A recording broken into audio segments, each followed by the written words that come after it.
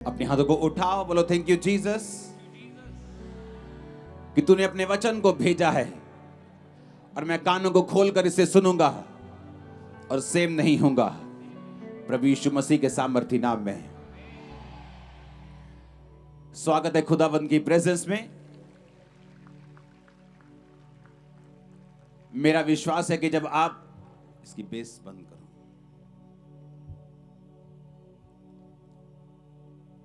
मेरा बिलीव है कि आज जब इन वर्ड्स को आप सुनेंगे आप सेम नहीं होंगे।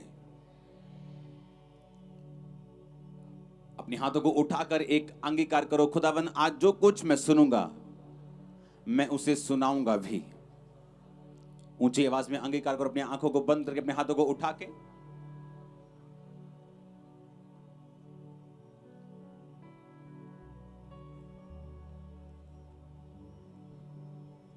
प्रभु यीशु मसीह के सामर्थी नाम में हम मांगते हैं।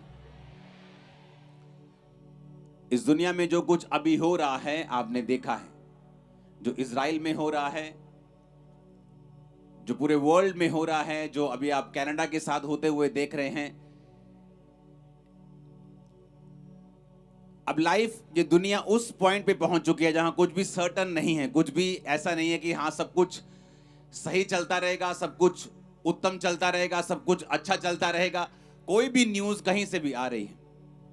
मेरी इन लॉ फैमिली जो थी, मेरे सास और ससुर दोनों इजराइल में थे जब युद्ध शुरू हुआ। शुरू होने से जस्ट 8 घंटे पहले उनकी फ्लाइट थी और वहां से जब वो निकले तो 6-8 घंटे में वहां पे जो लड़ाई शुरू हो गई। और आज जब वो वापिस आए तो मैं आपको यही बात बताना चाहता हूं, इसको बंद करो और अपनी कैमराग्राफी अपने पास रखो जब तक वचन चलता है।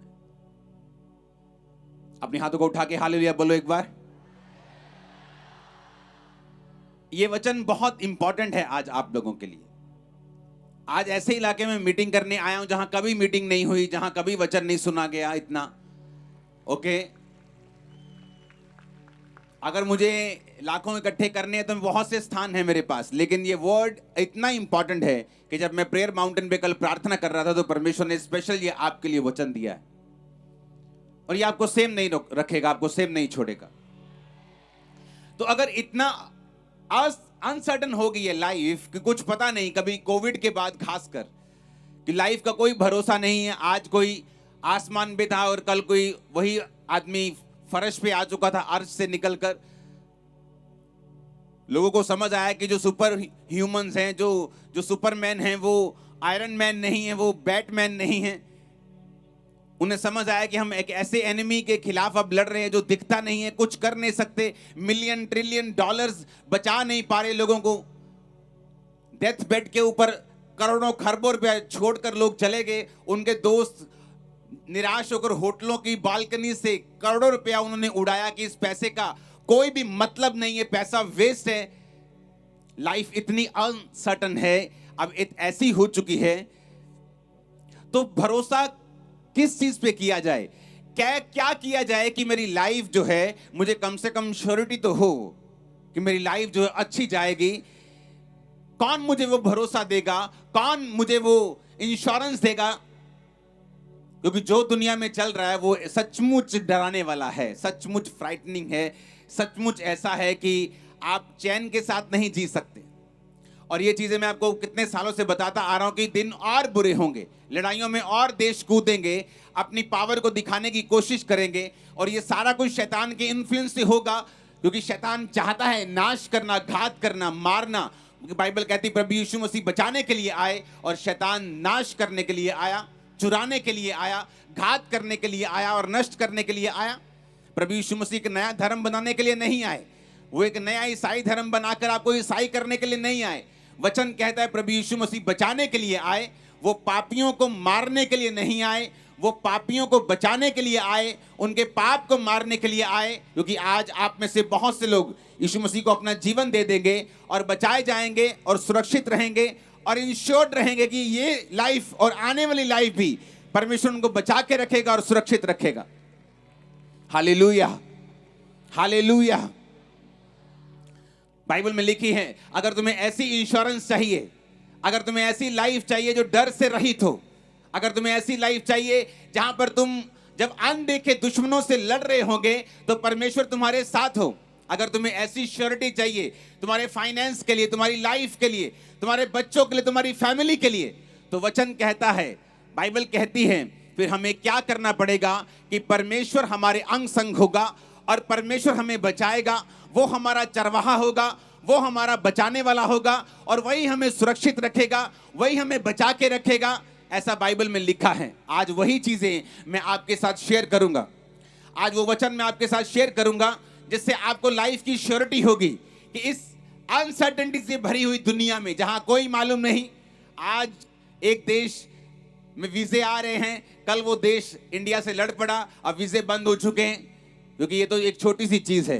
कल एक देश आराम से पार्टीज लोग कर रहे थे और 1 घंटे बाद ही पार्टीज पे अटैक होता है और पता चलता है कि साथ वाले देश ने अटैक कर दिया है और सारा माहौल, सारी सिचुएशन पूरी तरह से बदल जाती है।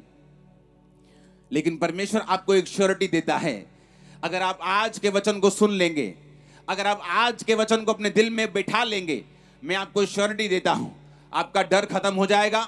मैं आपको श्योरिटी देता हूं, आपको अपने बच्चों की, अपने फ्यूचर की, अपने फाइनेंस की फिर परवाह नहीं होगी। परमेश्वर आपके साथ होगा। इसका मतलब ये नहीं परवाह नहीं होगी तो आप केयरलेस हो जाएंगे और लाइफ ऐसे ही चलेगी, लेकिन फिर आपको चलाने वाला परमेश्वर होगा, आपको बचाने वाला परमेश्वर होगा। मैं एक ऐसे घराने से आया हूं जहां कोई प्रभु यीशु मसीह के नाम को जानता तक नहीं था। आज से 17 साल पहले मुझे इतना तक नहीं मालूम था कि कलीसिया नाम का भी कोई शब्द दुनिया में होता है। कभी ऐसे घर में कलीसिया लगती है या ऐसे चर्च होती जहां लोग इबादत करते हैं, इतना मालूम होता कि यहाँ क्रॉस लगी है, ये लोग जीसस क्राइस्ट को मानते हैं और ऐसे ऐसे करते हैं। तो जब मैं अपने कॉलेज में जाता था चंडीगढ़, तो ऐसे ऐसे क्रॉस रास्ते में आता तो ऐसे ऐसे कर लेता था एक बार कि ये ईसाइयों का परमेश्वर है, ऐसे ऐसे करते हैं, तो मैं भी ऐसे ऐसे कर लेता हूँ। मैं उस घराने से आया हूँ जिस घराने को यीशु मसीह के नाम का मतलब तक मालूम नहीं था, यीशु मसीह के नाम को सुना तक नहीं था। लेकिन जब मेरे दादाजी को कैंसर हुआ, इनकम टैक्स के बहुत बड़े ऑफिसर थे, जब लोग उनके पास प्रार्थना करने के लिए क्रिश्चियन लोग आने लगे तो मैं उनको बोलने लगा कि यहाँ मेरे घर में मत आना, ये हिंदुओं का, सिखों का घर है, अगर तुम आओगे तो हमें परिवर्तित करोगे, हमारा धर्म बदलोगे। अंग्रेज छोड़ के गए धर्म अपना, ताकि आप लोग चले गए अपना धर्म छोड़ के, कि अब हम धर्म के चक्कर में लड़ते मरते रहें, तो यहाँ मत आइएगा। थोड़े दिन बाद मेंटली अपसेट के दौरे पड़ने लगे। जब दौरे बढ़ गए, जब दवाइयाँ खत्म हो गई, जब बाबे सब खत्म हो गए, जब सब जगह जाके देख लिया, सुसाइड करने पे आ गया, फिर एक हिंदू कपल, एक जो यीशु मसीह को मानता था, मुझे मिला और बताया कि हमें वही सिस्टर ने भेजा है जो तेरे घरों में आती थी। परमेश्वर की आत्मा ने उससे बात की कि उसी घर में जाओ, और परमेश्वर का आत्मा मुझसे कह रहा है कि उस घर में कोई बचेगा। उन्होंने कहा नहीं नहीं नहीं दीदी, हम वहाँ नहीं जाने चाहते, वहाँ कोई मानता नहीं है, उसके बड़े लोग नहीं मानते, उस घर के यंग लोग जो हैं वो भी नहीं वचन को मानते, हम नहीं जाएंगे उसके घर। वो दीदी बोली नहीं, उस घर में जाओ, क्योंकि परमेश्वर का आत्मा मुझसे कह रहा है कि उस घर में एक रूह बचेगी, तुम जाके सिर्फ प्रीच करो। और आप इमेजिन करो, जब वो उस घर में गए तो मैं उस घर में भी नहीं था। वो मेरे माता पिता को मेरे बेडरूम में बैठकर बात कर रहे थे और उस टाइम मैं नशा कर रहा था, ओवरडोज लेके नशे की। मैं सोच के अपने घर में आ रहा था कि कल को मुझे मालूम था कि नशा करके, ओवरडोज लेके मैं दर्द से फ्री हो सकता हूं। तो मैंने सोच लिया कि इस जगह जाके, विधिपुर फाटक जाके, यहाँ जाके इतने बजे की ट्रेन आती है, मैं सुसाइड कर लूंगा। और इस तरह से सारा मैंने अपना पूरा काम धाम सब देख लिया, अपने भाई को देख के, अपने माता पिता को देख के रो लिया, सब दिल में बातें बना ली, सब तैयारी कर ली।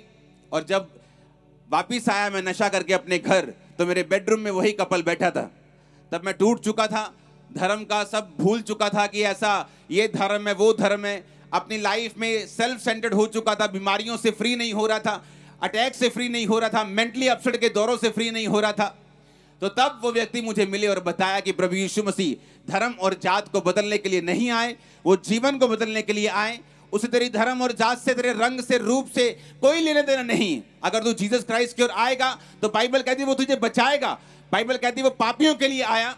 मैंने कहा ठीक है, क्योंकि उस समय ऐसा नहीं था कि मैं प्रभावित हो गया बहुत वचनों से, लेकिन मुझे ऐसा लगता कि मुझे जरूरत है हीलिंग की, चंगाई की, और मुझे कोई नहीं दे पाया। डॉक्टर्स, दवाइयां सब जगहें नहीं दे पाई, तो क्यों नहीं चलते हैं, कोई बात नहीं, देख लेते हैं।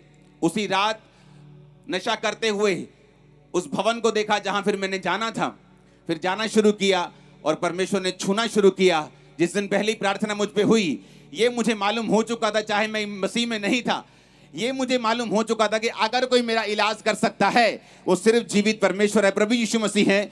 एक प्रेयर में मुझे समझ आ गया था। हालेलुया। और इसीलिए आज मैं ब्लेस्ड हूं, इसलिए आज मैं आशीषित हूं, क्योंकि मैंने परमेश्वर की सेवकाई को चुना।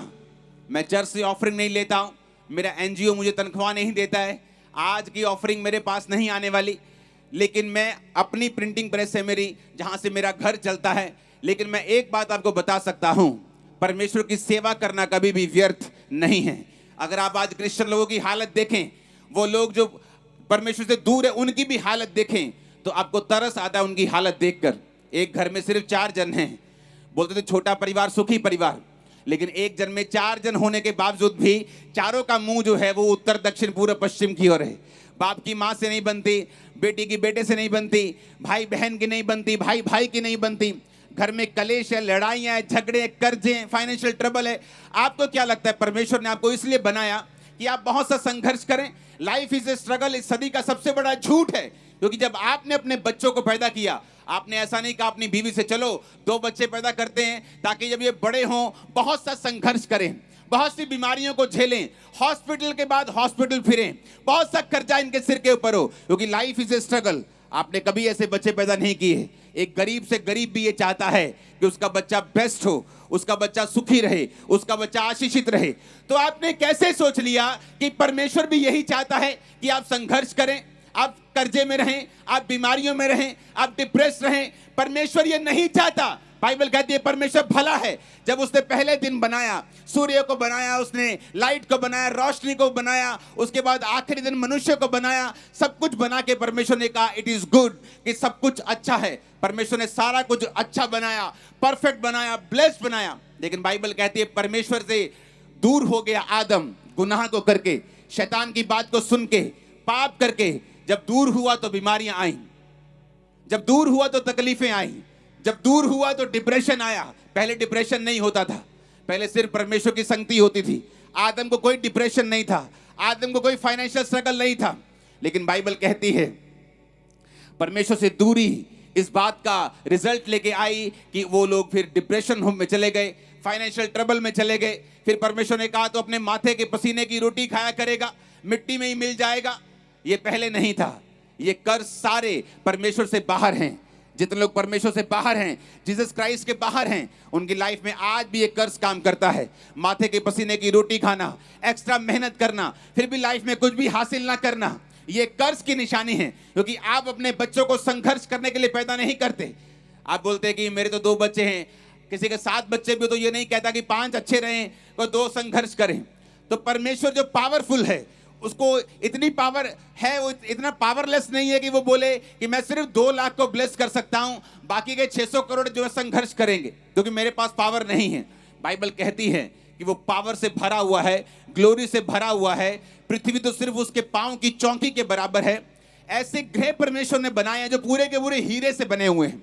अगर उनको बेच दिया जाए तो धरती के ऊपर $100 की इतनी ढेरियां लगेंगी कि चंद्रमा तक चली जाएंगी। ये साइंटिफिक फैक्ट मैं आपको बता रहा हूं, साइंस कहती है, साइंटिस्ट ने ढूंढा ऐसा ग्रह। तो ऐसा परमेश्वर जो सोने और चांदी और हीरो के ग्रह बना सकता है, जो पैसे से, बाइबल कहती है सोने की सड़कें हैं वहां पे स्वर्ग में, जिसके पास सोना और चांदी, जिसके पैसा है, उसने आपको ऐसा नहीं बनाया कि आप संघर्ष करें। लेकिन क्यों हम संघर्ष कर रहे हैं? क्यों अपनी पर्सनल लाइफ में, अपनी मेंटल लाइफ में, सोशल लाइफ में, अपने फाइनेंशियल लाइफ में, अपनी बॉडी में, अपनी सेहत में हम संघर्ष कर रहे हैं? क्योंकि हम परमेश्वर से दूर हैं। बाइबल कहती है जब हम परमेश्वर के करीब जाते हैं, जीसस क्राइस्ट ने मत्ती 28 में लिखा, जब मैं आपको उस वचन को दूंगा, आपको ये समझ आनी चाहिए कि मैं एक काम करने के लिए बुलाया गया हूं। अगर मैं जीसस क्राइस्ट में नहीं हूं, अगर मैं परमेश्वर में नहीं हूं, मैं नहीं कह रहा ईसाई धर्म में आ जाऊं, क्योंकि ईसाई धर्म नाम का एक भी शब्द पूरे बाइबल में नहीं है। जब मुझे बाइबल दी गई थी तो ये बताया गया था कि जिस दिन बेटा ईसाई धर्म नाम का शब्द आपको बाइबल में मिल जाएगा, आप बाइबल पढ़नी बंद कर सकते हो उस दिन से। तो जब बाइबल मैंने पढ़ी, मैं कंप्यूटर इंजीनियर हूं, पढ़ा लिखा था, इंटरनेट मेरे पास था, उस जमाने में भी अमीर घराने से था, तो सब बाइबल पढ़ी, सब स्टडी को किया और देखा कि प्रभु यीशु मसीह किसी धर्म को, जात को बनाने के लिए आए नहीं, वो तो मुझे बचाने के लिए आए। जब वचन समझ आती है, आपको मालूम होता है जो कुछ मीडिया ने कहा, जो लोग आपने कानों कान सुना, ये सब चीजें ये झूठ हैं। इसीलिए बाइबल कहती है जब तुम सच्चाई को जान जाओगे तो सच्चाई तुम्हें आजाद करेगी। क्यों शैतान लोगों को सच्चाई से दूर रखना चाहता है? वो मीडिया का प्रयोग करे, बैड पब्लिसिटी का प्रयोग करे, जैसे मेरी लाइफ में किया। लेकिन जब परमेश्वर काम करने में आता है, वो आपको खींच लेता है। आज नाइट वो आपको खींचेगा, आज नाइट आपके परिवार खींचे जाएंगे, आज नाइट आपके मोहल्ले खींचे जाएंगे। आमीन हो चाहिए, बरकत आपकी है। Hallelujah, hallelujah. अब मुझे यह मालूम होना चाहिए कि मुझे क्या करना है। जीसस क्राइस्ट ने भी यही कहा था मत्ती 28 में। उसने कहा, यीशु ने उनके पास आकर कहा, स्वर्ग और पृथ्वी का सारा अधिकार मुझे दिया गया है। तुम जाओ और सब जातियों के लोगों को चेला बनाओ, उन्हें पिता, पुत्र और पवित्र आत्मा के नाम से बपतिस्मा दो। सब बातें जो मैंने तुम्हें आज्ञा दी है उन्हें मानना सिखाओ, और देखो जगत के अंत तक मैं तुम्हारे साथ हूं। परमेश्वर ने कहा जाओ और प्रीच करो। किनको बोला? परमेश्वर। परमेश्वर ने बोला। वहां पे 500 से अधिक व्यक्ति मौजूद थे। ये चेलों से बात नहीं हो रही थी, क्योंकि जब प्रचार करने की बारी आती है तो लोगों को लगता है कि अच्छा प्रचार करने की बारी है, पास्टर से परमेश्वर बात कर रहा है, पादरी साहब से बात कर रहा है। वो मुझसे बात नहीं कर रहा। मैं तो बिजनेसमैन हूं, मैं तो हाउस वाइफ हूं, मैं तो जॉब करता हूं। वो तो मेरे पास्टर से बात कर रहा है, उसका काम है, क्योंकि वो चुना हुआ है। अगर वो चुना हुआ है तो तुम क्या हो? तुम फालतू हो क्या? तुम्हारे लिए क्या परमेश्वर ने लहू नहीं बहाया? बाइबल कहती है जिस समय प्रभु यीशु मसीह ये बात कर रहे थे, वो समय वो था जब जीसस क्राइस्ट को हेवन के ऊपर जाना था, जीवित चला जाना था, क्योंकि वो जीवित वापिस आने वाला है, इसलिए जीवित जाना जरूरी था। जब वो जीवित जाने वाला था तो परमेश्वर बोल के गए थे कि अब तुम लोग जाओ और प्रीच करो और सब जातियों के लोगों को चेला बनाओ। जो बातें मैंने तुम्हें बोली उन्हें मानना सिखाओ, देखो जगत के अंत तक मैं तुम्हारे साथ हूं। तो ये किसको कहा? सारी पब्लिक को। वहां में बच्चे भी थे, बुजुर्ग भी थे, प्रेरित भी थे, पास्टर्स भी थे, फ्यूचर के सब लोग वहां पे मौजूद थे। लेडीज भी थी। जो लोग बोलते लेडीज प्रचार नहीं कर सकती, सबसे बड़ा झूठ है शैतान का। रीजन, कारण ये है क्योंकि हाफ लेडीज हैं, हाफ बहनें हैं। शैतान को मालूम है ये झूठ फैला दो, चलो हाफ जो है वो तो सेना खत्म हुई परमेश्वर की। पुराने नियम में लिखा है जब परमेश्वर आज्ञा देता है तो सुसमाचार सुनाने वालियों की बड़ी सेना हो जाती है। आमीन। मैं जानता हूं पास्टर्स लोग बोलेंगे कि लेडीज को कलीसिया में चुप रहने की आज्ञा दी गई है। हाँ, दी गई है। जब वहां पे एक प्रेरित खड़ा है, पास्टर खड़ा है, तो बाइबल कहती है उसे चुप रहने की आज्ञा इसलिए दी गई है कि वो अपने पति के खिलाफ कोई भी, किसी भी सेंस में कोई भी बात ना करे, ताकि कलीसिया में एक मन लोग रहें, ताकि कलीसिया में कोई भी कंफ्यूजन ना रहे। लेकिन परमेश्वर ने उन्हें प्रीच करने से रोका नहीं है। इसलिए परमेश्वर ने मत्ती में कहा जाओ और प्रीच करो और लोगों को चेला बनाओ। किसको कहा? परमेश्वर ने। आपको कहा। किसको कहा? जो बपतिस्मा ले चुके हैं। अगर आप टीनेज हैं आपको कहा, आप हाउस वाइफ हैं आपको कहा, बिजनेसमैन है आपको कहा, जॉब करते हैं आपको कहा, पास्टर हैं, इवेंजलिस्ट हैं, टीचर हैं, प्रॉफिट हैं, उसने आपको कहा जाओ और प्रीच करो मेरे नाम में। लेकिन हुआ क्या? हम अपनी जॉब में बिजी हो गए। हुआ क्या? अपने बिजनेस में बिजी हो गए। हुआ क्या? पाप में बिजी हो गए, अपने बॉयफ्रेंड गर्लफ्रेंड में बिजी हो गए और हमने ये काम करना छोड़ दिया। इसीलिए लाइफ हमें सर्टन नहीं लगती, लाइफ हमें एक जैसी, एक लेवल पे नहीं लगती, हमें लाइफ ऊपर नीचे लगती है। Ups and down are the parts of life. ये सबसे बड़ा झूठ है। परमेश्वर ने आपको अप डाउन जाने के लिए नहीं बुलाया, उसने आपको एक जर्नी दी है जो बाइबल कहती है धर्मी का प्रकाश सूर्य के समान, जिसकी ज्योति दोपहर तक बढ़ती जाती है। तुम बढ़ते जाओगे। क्या सूर्य ऐसे ऐसे देखा? कभी नीचे, कभी ऊपर, कभी पीछे, कभी ऐसे। सूर्य एक जगह से निकलता है और जब तक लिखा परफेक्ट नहीं होता तब तक तुम्हारी ज्योति जब तक परफेक्ट नहीं होती तुम बढ़ते जाओगे। ये वचन कहता है। वो अप्स एंड डाउन्स की बात नहीं करता। लेकिन अप एंड डाउन क्यों हो रहे हैं? आज क्रिश्चियन लोगों के घर में चले जाओ, अन्य जातियों और क्रिश्चियन लोगों के घर में कोई फर्क नहीं है। जिन बीमारियों में अन्य जातियां हैं उसी बीमारियों में क्रिश्चियन लोग हैं। जिन कर्जों से वो जूझ रहे हैं उन्हीं कर्जों में वो हैं, बल्कि उनकी बीमारियां और अधिक हैं। रीजन क्या? वो भूल गए परमेश्वर की पहली कमांड को। एक ऐसी कमांड जो सबसे इंपॉर्टेंट टाइम पे दी गई। जब आप अपने किसी माँ, अपने बाप को, अपने भाई को छोड़ने जाते हैं एयरपोर्ट पे, स्टेशन पे, तो कई बार जाते जाते वो बात करता है बड़ी इंपॉर्टेंट कि अच्छा जाते वक्त ये बात सुन ले, मैं कनाडा जा रहा हूँ, अच्छा वो चाबी वहां पड़ी, ये इंपॉर्टेंट चीज, उससे पैसे, इंपॉर्टेंट चीज आप बताते हो, फालतू की बातें नहीं करते क्योंकि आप जाने वाले हो। जीसस क्राइस्ट जो स्वर्ग में जाने वाले थे तो फालतू बात नहीं कर रहे थे, वो वैसे भी नहीं करते थे, लेकिन अब जो बात की थी वो मोस्ट इंपॉर्टेंट थी। वो इसलिए थी ताकि तुम बचाए जाओ, तुम्हारे घराने बचाए जाएं, तुम्हारी लाइफ में इंश्योरेंस हो, सेफ्टी हो, बरकत हो। क्योंकि जब तुम सेवा करोगे, वचन में लिखा है, परमेश्वर ने कहा याजक लोग जब सेवा करेंगे मैं उन्हें बेस्ट दूंगा, मैं उन्हें बेस्ट आशीष दूंगा, बेस्ट पानी दूंगा, बेस्ट दाख दूंगा, बेस्ट तेल दूंगा, बेस्ट परिवार दूंगा, क्योंकि वो मेरी सेवा करते हैं। नए नियम में लिखा है जब आप जीसस क्राइस्ट की कुर्बानी को स्वीकार कर लेते हैं, वो आपका महायाजक बनता है और आप याजक बन जाते हैं, सेवक बन जाते हैं। आपकी बुलाहट और हो सकती है, आप एक डॉक्टर हो सकते हैं, लेकिन आपकी बुलाहट एक याजक की भी है। अपनी डॉक्टरी के पेशे को करते करते आपका काम है रूहों को बचाना। मेरा काम ही, मैं तो हूं ही प्रेरित, मैं तो हूं ही पास्टर, तो मेरा तो काम ही है रूहों को बचाना। मेरे तो बुलाहट ये है, मेरी पहली बुलाहट भी ये है, मेरी सेकंड बुलाहट भी ये है। आपकी पहली बुलाहट है रूहों को बचाना, हो सकता है आपकी सेकंड बुलाहट एक डॉक्टर की हो, एक वैद्य बनने की हो, एक नर्स की हो, एक जॉब मैन की हो, एक लेबर की भी हो सकती है, एक बिजनेसमैन की भी हो सकती है। लेकिन परमेश्वर ने अब हम सबको कहा है कि जाओ और रूहों को बचाओ, जाओ और सब जातियों को जाके चेला बनाओ। जब आप इस वचन को पढ़ते हैं जो अभी आपकी स्क्रीन के ऊपर आएगा, पहला कुरिन्थियों 9 उसकी 16 आयत को हम पढ़ेंगे। यदि मैं सुसमाचार सुनाऊं तो मेरे लिए कुछ घमंड की बात नहीं। परमेश्वर ने क्या कहा? परमेश्वर कहता है अगर तुम सुसमाचार सुनाओ तो कोई बहुत बड़ी बात नहीं है, क्योंकि तुम इसीलिए पैदा हुए हो।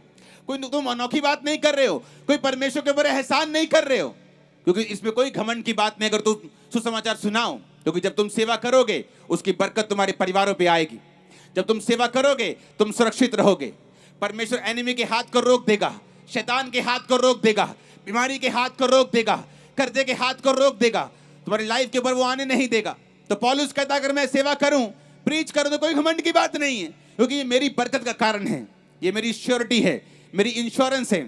गाड़ी चलती है रोड के ऊपर, जब इंश्योरेंस नहीं होती गाड़ी की तो ऐसा थोड़ी है गाड़ी रुक जाती है या गाड़ी का इंजन खत्म हो जाता है या गाड़ी कहती मैं चलूंगी नहीं। गाड़ी चलती रहती है, हो सके 10 साल एक्सीडेंट ना हो, लेकिन जिस दिन एक्सीडेंट हो गया तो इंश्योरेंस वाले कुछ नहीं देते, क्योंकि इसकी इंश्योरेंस नहीं, आपको पल्ले से खर्चना पड़ता है। लेकिन जब गाड़ी की इंश्योरेंस होती है, वो थोड़ी बहुत ठुक जाए लग जाए तो इंश्योरेंस कंपनी उसे पे करती है। उसी तरह से है जो लोग सेवा नहीं करते, ऐसा नहीं कि आज ही मर जाएंगे वो, लेकिन आप इंश्योर्ड नहीं हैं। कल को आपने बहुत सी लोगों की गवाहियां सुनी होंगी कि सन फलाने फलाने में मैं बहुत अमीर था, लेकिन उसके बाद कुछ ऐसा हुआ। कोविड के टाइम में आपने टेस्टिमनी सुनी होंगी लोगों की कि मैं कोविड के टाइम से पहले हमारा बिजनेस बहुत फलवंत था, लेकिन उसके बाद एकदम से मैं रोड पे आ गया, एकदम से बिजनेस बंद हो गया, अब मैं संघर्ष कर रहा हूं। ऐसा उन लोगों के साथ होता है जिनकी लाइफ में परमेश्वर नहीं है। अगर परमेश्वर आपकी लाइफ में है, वो आपको श्योरिटी देगा कि अगर शैतान आपकी लाइफ के ऊपर अटैक करता है तो आप थोड़े दिनों के बाद नीचे नहीं बल्कि और ऊपर होंगे जहां उसने अटैक किया था, और फलवंत होंगे, और ब्लेस्ड होंगे, और आशीषित होंगे। आमीन। ऊंचा तो ये बरकत आपकी है चर्च। हालेलुया। ऊंची आवाज में हालेलुया बोलो जरा। तो पौलुस कहता है यदि मैं सुसमाचार सुनाऊं तो मेरे लिए कुछ घमंड की बात नहीं, क्योंकि ये तो मेरे लिए अवश्य है। अवश्य क्यों है? बिकॉज ये जीसस की कमांड है। तुम जीसस की कमांड को तोड़कर जीसस से हीलिंग मांग रहे आ रहे हो, अपने पादरियों को तंग कर रहे हो। जीसस की कमांड को तोड़कर तुम जीसस से अपनी हीलिंग को, अपने डिलीवरेंस को, अपने कर्जे से माफी दे दे, खुदावंद मुझे छुड़ा, मेरा वीजा आ जाए। आप जीसस की कमांड को एक तरफ से तोड़ रहे हो और दूसरी तरफ उसी जीसस से मांग रहे हो। और उसी जीसस के वचन में लिखा है कि जब तुम मेरे नाम के लिए, मेरे नाम से मेरी महिमा के लिए मांगोगे तो मैं तुम्हें दूंगा। मेरे नाम से मेरे पिता से मांगोगे तो मेरा पिता तुम्हें देगा। उसका नाम का मतलब है, यूनानी भाषा में बाइबल लिखी गई है, नाम का मतलब है अनोमा। अनोमा का मतलब है चरित्र, कैरेक्टर। कि जब तुम मेरे कैरेक्टर में से होकर, क्या कैरेक्टर है जीसस का? उसने कहा जाओ और प्रीच करो, जाओ और प्रीच करो, पिता का काम करो। मेरी, जीसस ने कहा था चेलों को मेरी रोटी ये है कि मैं खुदावंद का काम करूं। कहता मेरे कैरेक्टर में से होकर जब तुम खुदा से मांगोगे कि परमेश्वर मैं तेरे नाम का प्रीच कर रहा हूं, मुझे फाइनेंस चाहिए, मुझे पैसा चाहिए, आज इस संडे मैं 10 लोगों को चर्च में लेके जाना चाहता हूं, मेरा इंतजाम कर। थोड़े से शुरुआत करते हैं आप, अगर है तो परमेश्वर को और बढ़ाता है। आप जब परमेश्वर की महिमा के लिए मांगना शुरू करते हैं कि परमेश्वर मेरी टांग के दर्द को ठीक कर ताकि मैं तेरी टेस्टिमनी को दे सकूं, मेरी फाइनेंशियल हालत को ब्लेस कर ताकि मैं तेरी रूहों को बचा सकूं, आप खुदा की महिमा के लिए मांगते हैं, खुदा आपको देता है। आज क्यों क्रिश्चियन लोगों का विश्वास जो है वो एक तरह से खत्म हो चुका है? वो वही चीजें कर रहे हैं जो अन्य जातियां करती हैं, वही नशों में वही सब कुछ वो करते जो अन्य जाति के लोग कर रहे हैं, वही जगहों में वो फिरते जहां वो फिरते हैं। क्यों? क्योंकि आपको मालूम नहीं है, आपको जीसस क्राइस्ट की पावर के बारे में मालूम नहीं, आपको उसके वचन के बारे में मालूम नहीं। उसने कहा तुमने मांगा और पाया नहीं और तुम्हारा विश्वास खत्म हो गया, पर तुमने ये नहीं देखा, तुमने मांगा और पाया नहीं ताकि तुम अपने व्यभिचार में उड़ा दो, इसलिए तुमने पाया नहीं। जीसस ने कहा, आगे वचन को पढ़ेंगे, उसने कहा मेरे लिए जरूरी है, कहता पर यदि मैं सुसमाचार ना सुनाऊं तो मुझ पर हाय।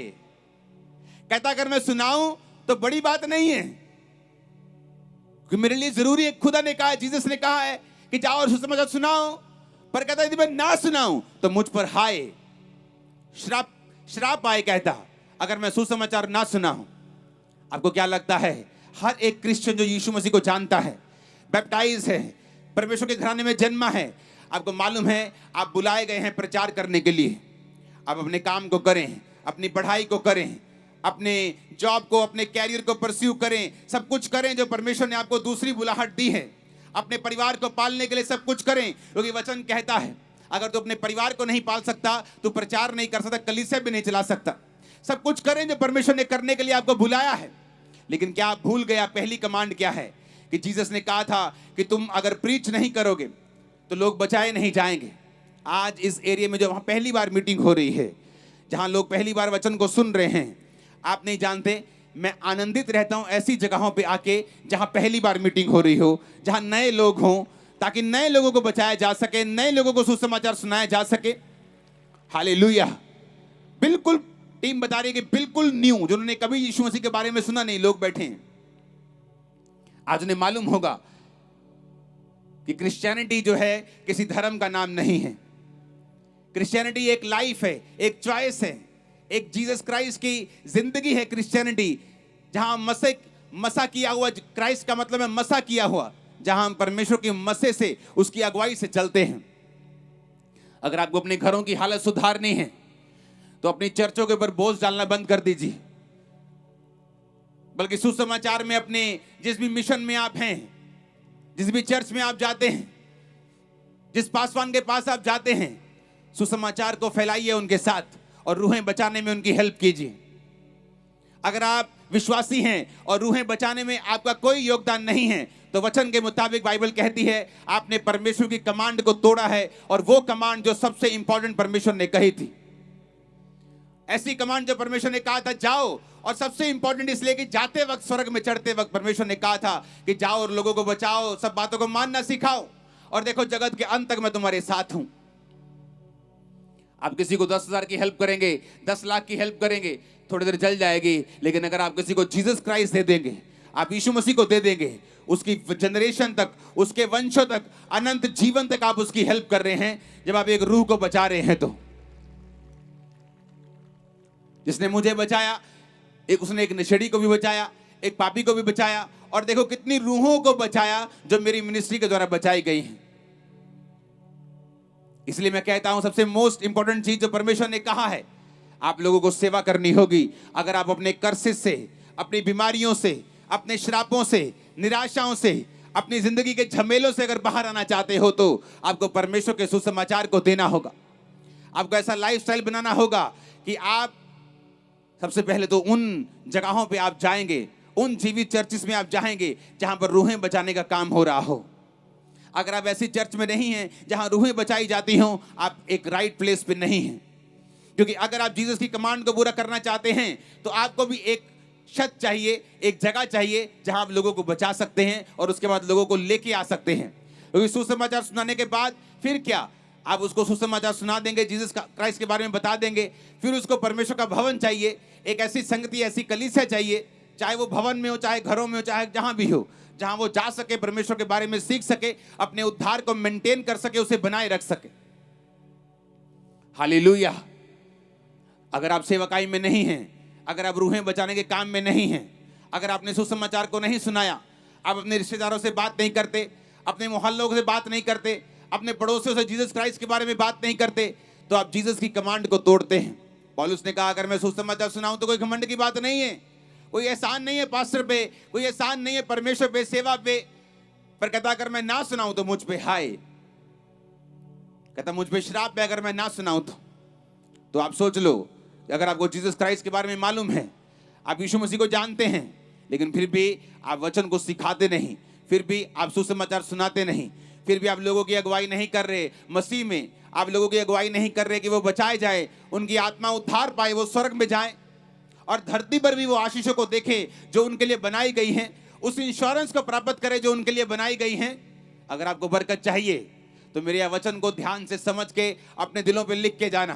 तुम 40 दिन रात की किया, तुम 120 दिन रात की रोजे रख के प्रार्थना कर लोगे तो भी परमेश्वर तुम्हारी सुनेगा नहीं। अगर तुम वचनों को तोड़ते जाओगे, वचन ब्रेक करते जाओगे, ये कोई जादू टोना थोड़ी है जो अन्य जाति लोग करते हैं कि इतनी बार ये करेंगे तो ये हो जाएगा, लाइफ कैसी भी चलती रहे कोई मतलब नहीं।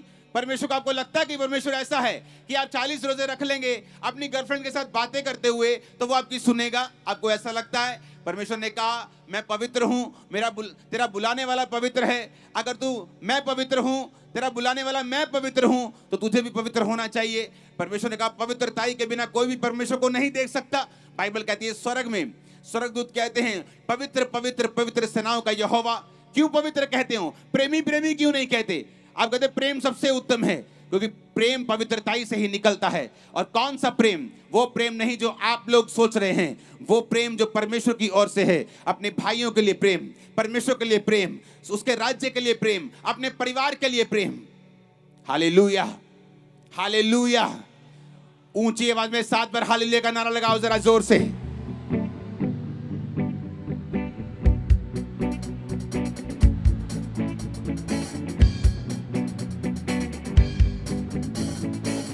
आमीन, आमीन। आपको सेवा करनी होगी, आपको सुसमाचार देना होगा, आपको जीवित चर्चों के साथ जुड़ना होगा, आपको परमेश्वर के काम में जाना होगा। अगर आप बरकतों को चाहते हैं, मैं जानता हूं परमेश्वर आपसे बात कर रहा है, मैं जानता हूं आप कहीं बैठे हैं नुक्कड़ में, खुदावंद आपसे बात कर रहा है, मैं जानता हूं आप मसीह भी हैं तो वो आपसे बात कर रहा है और वो आपको छुड़ाएगा इस वचन के अनुसार। आप जैसी सेवा में कदम रखेंगे आप वर्थ होंगे, आपकी वर्थ होगी, आपकी वैल्यू होगी। आपको क्या लगता है परमेश्वर की निगाहों में किसी की वैल्यू कैसे होती है? क्योंकि वो एमएलए है इसलिए परमेश्वर की निगाहों में उसकी वैल्यू है, या उसके मोहल्ले में बड़ी उसकी कदर है इसलिए खुदावंद की निगाहों में उसकी वैल्यू है? खुदावंद की निगाहों में ऐसे वैल्यू नहीं बनती।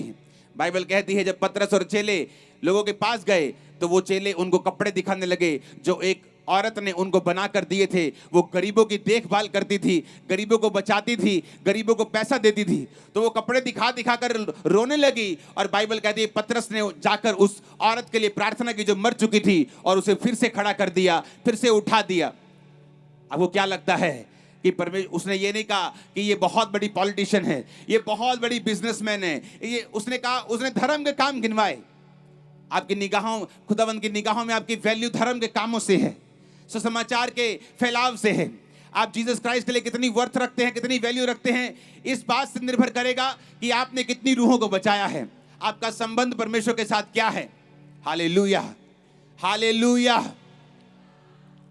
क्योंकि खुदावंद की रूहों को बचाने के लिए आपको मसा चाहिए।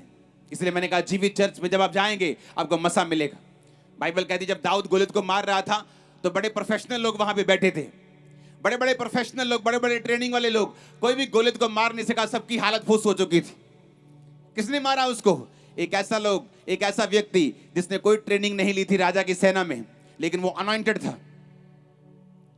बाइबल कॉलेज अच्छे हैं, मेरे पास भी है बाइबल कॉलेज, लेकिन याद रखो सिर्फ बाइबल कॉलेज की थ्योरी शैतान को हरा नहीं सकती। आपको प्रैक्टिकल मसा चाहिए शैतान को हराने के लिए। तो ये ना सोचो कि मेरे पास बाइबल कॉलेज नहीं है तो इसलिए मैं बाइबल कॉलेज की खिलाफत कर रहा हूं, ऐसा नहीं है। मेरे पास भी बाइबल कॉलेज है, बल्कि मैं उसे बढ़ा रहा हूं, उसमें 400 बच्चे और ऐड कर रहा हूं, बिल्डिंग और बना रहा हूं, क्योंकि बच्चे बढ़ते जा रहे हैं। इसलिए मैं कह रहा हूं वो मसा चाहिए, प्रोफेशनलिज्म, पदवियां, बड़े बड़े नाम रूहों को बचाने के लिए कुछ काम नहीं आएंगे। परमेश्वर के सामने आपकी वर्थ इसलिए नहीं है कि आप बहुत बड़ी संस्था के टॉप मेंबर हैं, आपका नाम फलाना फलाना है, आपने अपने नाम के आगे बड़ा बड़ा कुछ लगा लिया है, इसलिए वर्थ नहीं होगी। उसकी आपकी वर्थ होगी जब आप रूहों को बचाएंगे। बाइबल कहती है हिजकिय्याह नबी, जब उसे मालूम हुआ कि मैं मरने वाला हूं, नबी ने जाके कहा कि तू मरने वाला है, अपने घराने को जो कुछ देना दे दे, तेरी उम्र खत्म हो गई।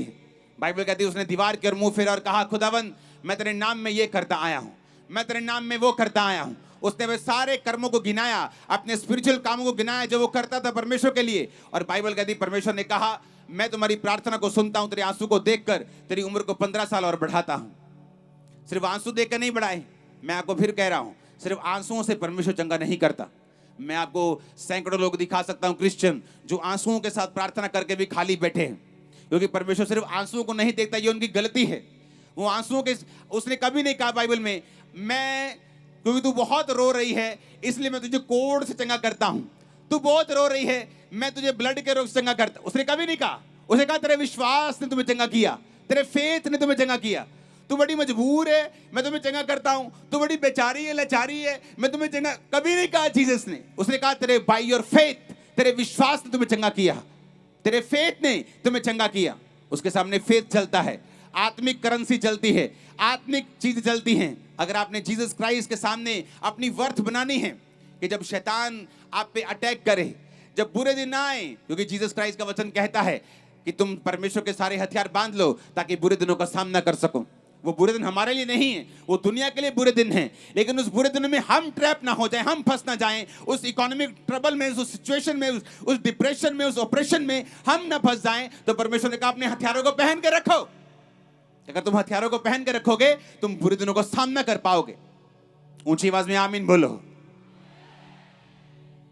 तो क्या करना है? सेवा करनी है, प्रीच करना है, प्रचार करना है, जीसस के बारे में बताना है, अपनी लाइफ को परमेश्वर के अनुसार चलाना है, मसीह में बढ़ना है, आशीष में, खुदावंद के आत्मिक चीजों में बढ़ना है। फिर परमेश्वर आपकी लाइफ को इंश्योर कर देगा, आपकी इंश्योरेंस हो जाएगी, अच्छी कंपनी से इंश्योरेंस हो जाएगी। धरती की कंपनी तो कई बार मना भी कर देती हैं, क्लेम नहीं देती, लेकिन जो हेवनली कंपनी है, जो जीसस क्राइस्ट की कंपनी है, जब वो इंश्योरेंस करती है आपको 200% वापस करेगा। वो आपकी सेवा का फल आपको देगा, आपकी मेहनत व्यर्थ नहीं जाएगी। आप बेस्ट प्लेसेस के ऊपर होंगे, बेस्ट देशों में होंगे, बेस्ट फाइनेंशियल कंडीशंस में होंगे। आमीन। मेरे को ऊंचा चाहिए चर्च। Hallelujah, hallelujah. ऊंची आवाज में हालेलुया बोलो जरा। आज से ये बात समझ के चलो कि आपकी कोई भी चीज आपको बचा नहीं सकती अगर आप सेवकाई में, अगर आप रूहें बचाने के काम में नहीं हैं तो इसकी कोई रिप्लेसमेंट नहीं है। आप बड़े अच्छे हैं, आपने लोगों की हेल्प की है, ये रिप्लेसमेंट नहीं है। इससे आप उसको रिप्लेस नहीं कर सकते। जीसस नहीं कहेंगे ठीक है तूने 10 लोगों की हेल्प की है, रूहें नहीं बचाई तो कोई बात नहीं। रूहें बचाना आपका पहला काम। जब आप परमेश्वर का पहला काम करने लगेंगे जिसके लिए आप बनाए गए हैं, वो आपकी केयर करेगा। जिस गाड़ी में आप आए हैं उसका पहला काम है आपको टाइम पर लेके जाना। वो जितनी सुंदर है, एसी की हवा देती है, वो थोड़ी आपका काम है। एसी तो घर में लगा है, आपने एसी के लिए गाड़ी थोड़ी खरीदी है। वो तो उसका पॉजिटिव पॉइंट है कि आप जा रहे तो एसी लगा रहे, आपको गर्मी ना लगे, लेकिन उसका पहला काम तो आपको लेके जाना है। जब गाड़ी खराब होती है तो मैकेनिक के पास जाती है, जब मैकेनिक ठीक नहीं कर पाता वो कबाड़ में जाती है। लाखों की गाड़ी हजारों में जाती है। फिर जब कबाड़ में चली जाती है तो जो कबाड़ी होता है वो उसको साफ नहीं करता, वो उसकी केयर नहीं करता, वो उसको चमका के उसकी पॉलिश करके नहीं रखता, वो उसको कंपाउंड नहीं मारता, वो उसको अलॉय नहीं डालता, वो उसको कबाड़ में रखता है। आज जिंदगियां कबाड़ी के पास पड़े के कबाड़ के जैसे अगर हो चुकी हैं तो ये बात को याद रखना, जिस काम के लिए तुम बनाए गए हो वो काम फिर तुम नहीं कर रहे हो। अगर तुमने वो काम किया होता रूहें बचाने का, तो परमेश्वर तुम्हें चमका के रखता, तुम्हारे केयर करता, तुम्हें साफ करता, तुम्हें क्लीन करता, तुम्हें बचा के रखता, तुम्हें ब्लेस्ड रखता। मेरा विश्वास है आज के इस वचन के बाद आप लोग परमेश्वर की सेवा को ज्वाइन करेंगे, आप लोग सुसमाचार के प्रचार को करेंगे, आप लोग अपनी सेवकाइयों में जिस कलीसिया में आप जाते हैं अपने पासवान की हेल्प करेंगे रूहों को बचाने के लिए। Hallelujah, hallelujah. आज क्यों लोग आशीषित नहीं हैं? क्योंकि आप अपनी चर्च के लिए आशीष का कारण नहीं हैं, आप अपनी चर्च के लिए एक सिरदर्द का कारण हैं। बड़े दुख के साथ कहना पड़ता है कि आप अपनी चर्च के लिए ब्लेसिंग का रीजन नहीं। ऐसी भी चर्चेस हैं, एक पास्टर मुझे आके बोला कि मेरे लिए प्रेयर करो। यहाँ पर ऐसे विश्वासी हैं, जब मैं प्रभु भोज देता हूँ और वो लेट हो जाते हैं और मैं प्रभु भोज दे देता हूँ तो आके मुझसे लड़ते हैं कि हमारी वेट क्यों नहीं की। मैंने कहा अगर ये पुराना नियम होता ना तो मैं बोलता कि दोनों कानों को ऐसे पकड़ के ना उनको लटका दो ऐसे, पर ये नया नियम है, हालेलुया, तो उनको कुछ कह नहीं सकते। और आप इमेजिन करो अगर ऐसे विश्वासी चर्च में होंगे तो खुदा उनको कैसी बरकत देगा। आप अपने पास्टर के लिए सिर दर्द हैं, आपका पास्टर आपको देखता तो उसे क्रोसिन याद आ जाती। इसीलिए आपकी लाइव्स में भी सिर दर्द हैं, आपकी फैमिलीज आपके लिए सिर दर्द बन गई हैं, आपके फाइनेंस आपके लिए सिर दर्द बन गए हैं, आपकी सेहत आपके लिए सिर दर्द बन गई है, क्योंकि आप भी परमेश्वर के घर के लिए सिर दर्द बन गए हैं। जिस दिन आप खुदाबंद के सिर दर्द को खत्म करेंगे, उसके भवन में जाके काम करेंगे, वो आपके सिर दर्द फिनिश कर देगा, बिना दवाइयों के फिनिश कर देगा।